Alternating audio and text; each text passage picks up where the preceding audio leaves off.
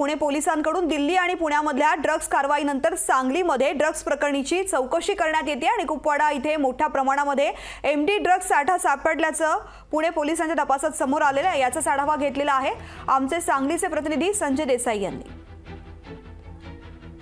पुणे पोलिसांनी ड्रग्जच्या संदर्भात सर्वात मोठी कारवाई केलेली आहे। सुरुवातीला दिल्लीमध्ये कारवाई करण्यात आलेली आहे, त्यानंतर पुण्यात आणि त्यानंतर सांगलीतल्या कुपवाडमध्ये हे कनेक्शन उघडकीस आलेले आहेत। काल पहाटेच्या सुमारास पुणे पोलीस कुपवाडमध्ये दाखल झालेले आहेत। पुणे पोलीस आणि सांगली पोलीस यांच्या संयुक्त विद्यमाने ही कारवाई करण्यात येत आहे।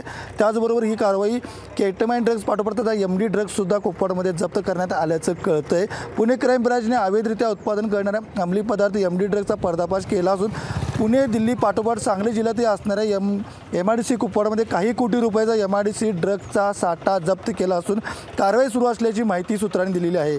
एमआयडीसी कुपवाड येथील एमडी ड्रग्जचा साठा पुणे क्राईम ब्रांचसह सांगली जिल्हा पोलीस अधीक्षक संदीप बुगे यांच्या मार्गदर्शनाखाली सहाय्यक पोलीस निरीक्षक अविनाश पाटील यांनी संयुक्त कारवाई केलेली आहे।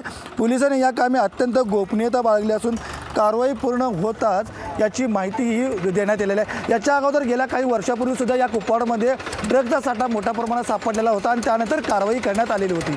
कॅमेरामॅन सुजितसह संजय देसाई, लोकशाही मराठी, सांगली कुपवाड। लोकशाही मराठी ऐका, पहा, जागरूक रहा।